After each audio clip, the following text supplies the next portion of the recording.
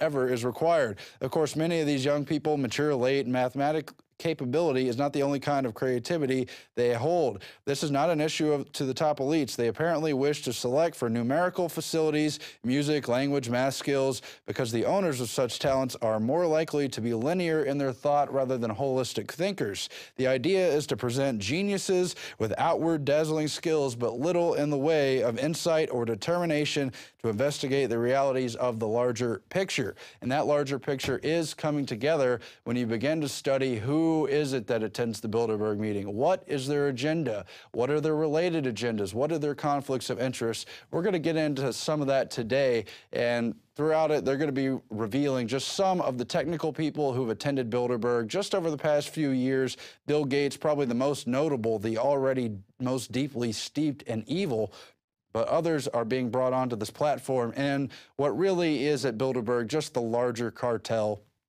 That's really what they are. There's the one company. They include the NSA, they include the CIA, they include all the political fronts, and they control a great deal of the industry, the technical stuff, and a whole lot more. Now, we've heard this week about how a judge refuses to reveal the ties between the NSA and Google. We're not supposed to know that they're spying on us or that they're working together, or that Google was basically launched as a front for the NSA, CIA, and related interests. But that's all coming out.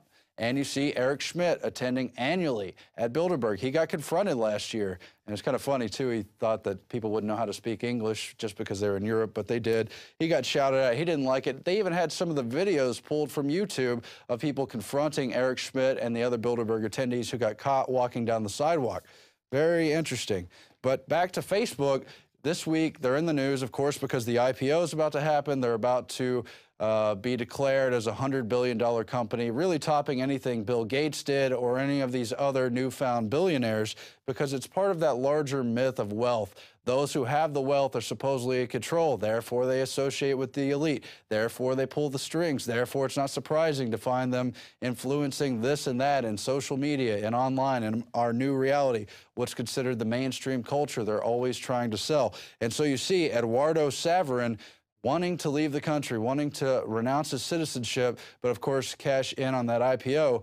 Now, this guy, Eduardo Saverin, was the initial funder for Facebook when it was only tens of thousands of dollars. He was at Harvard, ran with Zuckerberg and the other founders who were all roommates there, but they didn't really like his style, and they tried to push him out of the company and snag some of his different holdings, but he got it back through a lawsuit, and now he has the money. But there's an interesting clip I want to play here from the movie The Social Network that'll tie us to our main focus in this piece, which is Sean Parker, the first president of Facebook, also the first launcher of Napster, which disrupted the web, and someone who looks to be an overall agent of disruption. Let's roll that clip right now. $1 million isn't cool. You know what's cool? You. $1 billion. So $1 billion, that's what's cool. When Eduardo Saverin wanted to sell off the company for a little over $1 million, people like Sean Parker convinced them to keep going forward and try to make Facebook a truly huge company. Now, the real truth is these people are just fronts for larger entities. We've seen in the past how the Rockefeller Corporation and other big entities had to break up Standard Oil, had to break up AT&T, had to break up IBM, and other true monopolies of the early part of the 20th century. They spun them, sold them, put them in side companies, but it turned out that all along control was basically with the same important people. And you see at the same time how John D. Rockefeller was himself an icon for that robber baron wealth of the early part of the 20th century. In the 21st century, in the rise of technology and the takeover of operating systems, Bill Gates was a major icon for that. And you see how much he has pushed the New World Order agenda, himself meeting very often at Bilderberg meetings along with his father and his wife and other counterparts of Microsoft and the Bill and Melinda Gates Foundation. But now that too has to grow Companies like Facebook have to transplant the success of Microsoft. They have to top what's already been done. So now it has to be a $100 billion company. What does that money really mean? What's it based in? It doesn't matter, but they're going to be selling these new Silicon Valley figures as our saviors, as the rightful elites to control things. And that's why you see people like Sean Parker, the founders, including Zuckerberg, of Facebook being glorified, movies made about them. Again, you just saw the clip from The Social Network where he says a million isn't cool, a billion, that's what's cool. But actually, he said $1 billion isn't cool. Sean Parker, $1 billion isn't cool in the Huffington Post. One of the film's sequences involves the Parker character telling the young Facebook co-founders, $1 million isn't cool, you know it's cool, $1 billion. The real-life Parker has a different take on wealth. It's not cool, he said, of $1 billion. I think being a wealthy member of the establishment is the antithesis of cool, he added, saying being a counterculture revolutionary is cool. So the extent that you're made $1 billion, you've probably become uncool. Well, Sean Parker, you become uncool. We have you on video attending Bilderberg in 2010, giving the victory sign, so cool, like $1 billion cool. Alex found out when I was telling him about some of the research that I do every year on Bilderberg, looking up members from the attendees list, finding out what they're up to lately, and he realized he met Sean Parker just a few months ago at a party during the South by Southwest meeting, and how crazy he was, how strange, and seemed hype up on something. We don't know what was going on. He was juggling apples and talking intently in people's faces and acting real weird, and a bunch of hangers-on were gloating about his billions and how he was about to cash in for even more when the IPO of Facebook went through. And it's just all very strange, the worship around this guy who didn't like his portrayal in The Social Network as a drug-induced playboy who's kind of wielding these new technologies.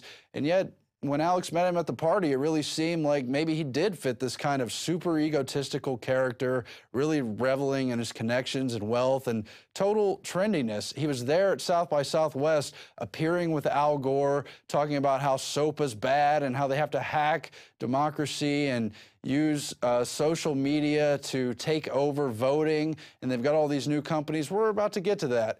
But this guy has really made himself involved, and particularly in the Bilderberg through his connection with Peter Thiel, who's now on the Bilderberg steering committee and has invited so many of the founders of Facebook and other key technology companies to that elite summit. Let's roll some of those members right now.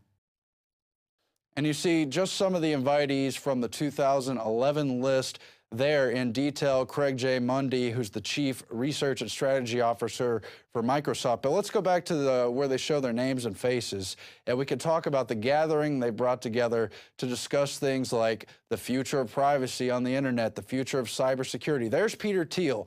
He runs Clarium Capital. He was also the first founder of PayPal and their CEO, and he was the first major funder of Facebook. He provided the first $500,000 that would eventually turn Facebook into a multi-billion-dollar company.